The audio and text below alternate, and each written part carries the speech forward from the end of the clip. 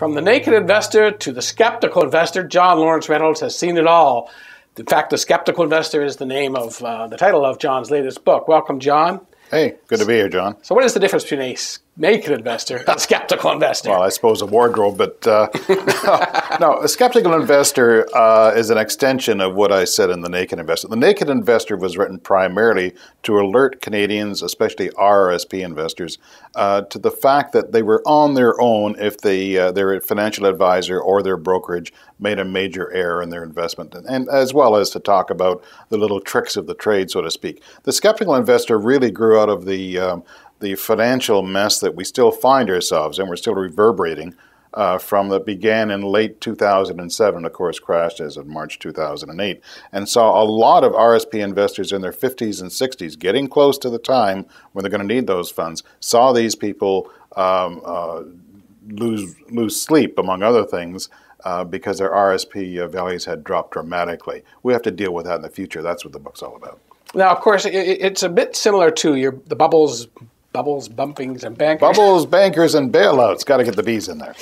Yeah. In fact, I thought it started out similarly, but this is sort of a fleshed out version of it. But as you say, it's closer to the naked investor. Now, how was the naked investor? It came out in 2005. That's correct. Second edition in 2007. That's right. How was it received? I would think that's... Well, it was received remarkably well within the industry because the good guys, the financial advisors who do work hard, who do put their clients' benefits ahead of their own commissions, began calling me, approaching me, writing me, and saying, good on you. We need investors in Canada to understand how this industry works, and we'd rather deal with educated investors than people who don't know what's going on. So in that sense, I was a good guy. And I think that you certainly expose these, I guess you call them the seminar shills or seminar speakers. And of course, some of them have come to light.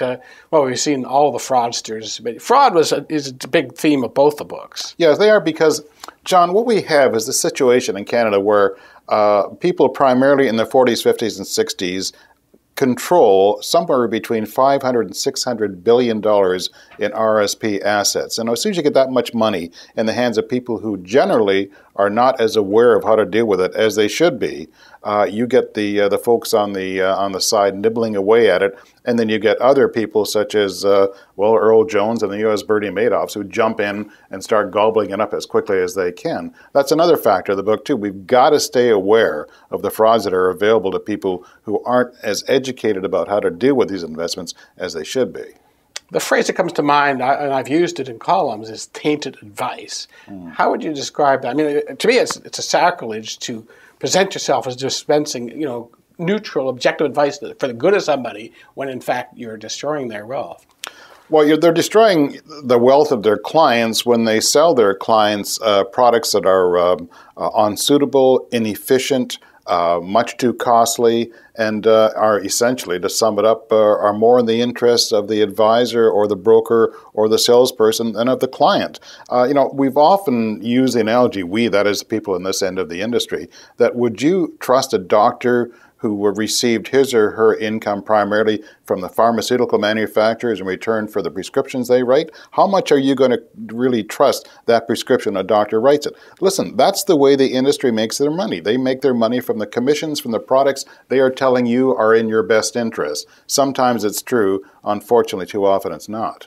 In fact, we'll talk about mutual funds and exchange-traded funds and specific products in the next segment, which is going to begin just about now. But in particular, is it the mutual fund industry and the trailer fees? I mean, do you see that these people say that trailer fees should be, banned because they're basically tainted advice? Yeah, trailer fees are there to persuade the salesperson to hold the client in the palm, if you will, of the mutual fund industry. Listen, let's leave this sector with one observation on my part. I think we are about to turn the corner. We're already turning the corner on traditional mutual funds. I think 5 or 10 years from now, they will have represent a minority of the proportion of RSP investments. It has to happen.